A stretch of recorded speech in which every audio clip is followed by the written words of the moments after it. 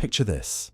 You're a medieval warrior facing down a Viking army, and suddenly you see them. Wild-eyed men wearing bear pelts, foaming at the mouth, gnawing on their own shields like they're chewing gum. These aren't just regular soldiers having a bad day. These are berserkers, and they're about to turn your orderly battle formation into absolute chaos. The Viking Berserkers were essentially the ancient world's equivalent of that one friend who drinks 5 energy drinks and decides to fight a traffic cone. Except these guys were actually terrifying, professionally trained, and somehow convinced they were immune to pain. For centuries, these legendary Norse warriors struck fear into the hearts of enemies across medieval Europe, and today we're diving deep into their wild story. But here's the thing that'll blow your mind. Berserkers weren't just mythical creatures from Viking folklore. Archaeological evidence suggests these guys were absolutely real, and they were every bit as intense as the sagas described. We're talking about actual human beings who somehow figured out how to enter a trance-like state that made them fight like they were possessed by ancient Norse gods. The word berserker comes from the Old Norse term berserker, which most likely meant bear shirt. Yeah, these warriors literally wore bear skins into battle like some kind of medieval furry convention gone horribly wrong. Though some historians argued it meant bear shirt, suggesting they fought without armor, which honestly makes them sound even more unhinged. Imagine showing up to a sword attitude.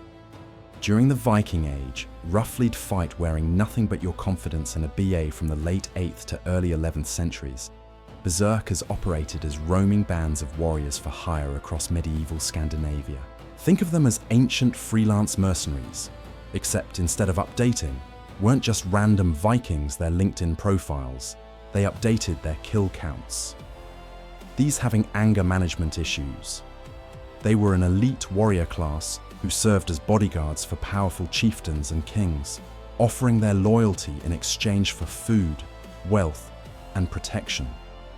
The archaeological evidence for their existence is surprisingly compelling.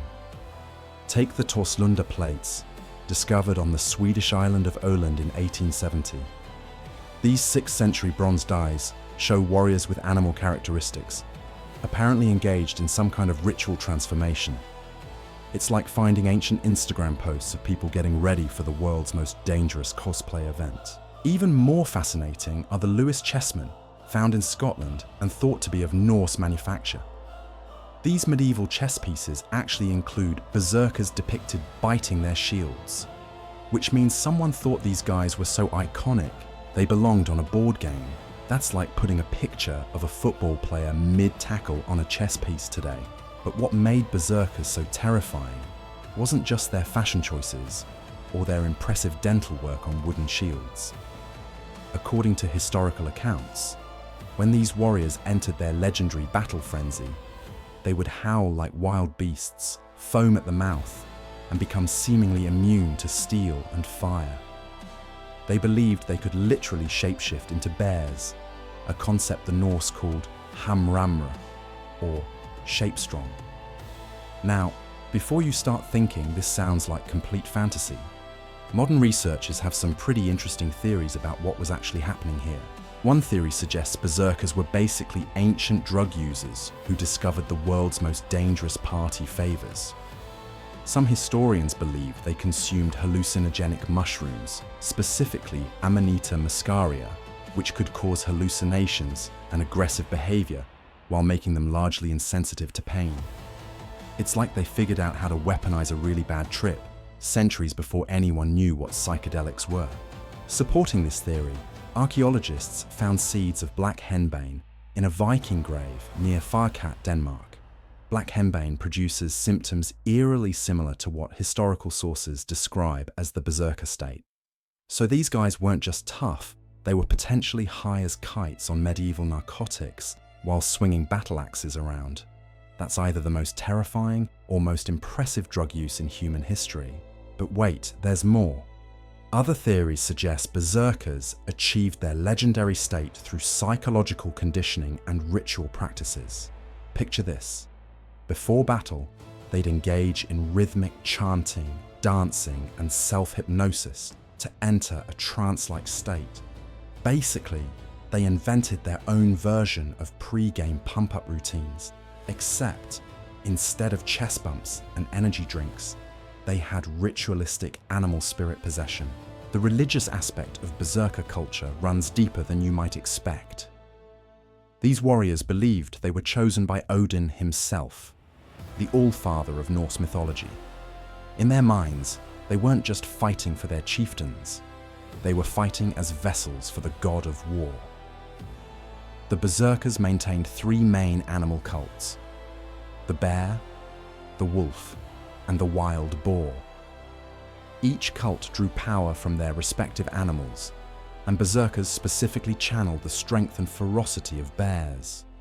When it came to actual combat, berserkers employed terror tactics that would make modern psychological warfare experts take notes. Their battle strategy wasn't complicated. Charge straight into enemy lines with overwhelming force while screaming like banshees and displaying completely uncontrollable rage. They'd position themselves at the front of Viking battle formations, serving as human battering rams, designed to break enemy morale before the real fighting even began. The psychological impact was devastating. Imagine you're a medieval soldier, probably already terrified of Vikings in general, and suddenly these foam-mouthed maniacs in bear costumes come sprinting toward you, seemingly immune to pain and completely indifferent to their own safety. Most enemies would break ranks and run before the berserkers even reached them. It's like bringing a horror movie villain to a medieval battlefield. But like all good things that involve excessive violence and questionable life choices, the age of berserkers eventually came to an end. By the 11th century, Christianity was spreading across Scandinavia faster than a viral TikTok dance, and the church wasn't exactly thrilled about warriors who claimed to be possessed by pagan bear spirits. Religious authorities basically said, "Hey, maybe we should stop encouraging people to foam at the mouth and bite shields in the name of ancient gods." In 1015, Jarl Eirik Hakonason of Norway officially outlawed berserkers, which is the medieval equivalent of banning energy drinks at sporting events. The growing power of organized kingdoms also made it harder for these unpredictable fighters to operate without consequences. As warfare became more professional and structured, the chaotic violence of berserkers became less useful and more of a liability. By the 12th century, organized berserker warbands had completely disappeared, though their legend lived on in sagas and stories.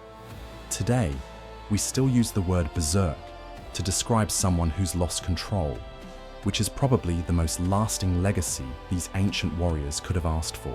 So there you have it, the incredible story of Viking berserkers. Elite warriors who combined religious fanaticism, possible drug use, psychological warfare, and questionable fashion choices to become some of history's most feared fighters. They proved that sometimes the most effective military strategy is just being absolutely terrifying and completely unpredictable.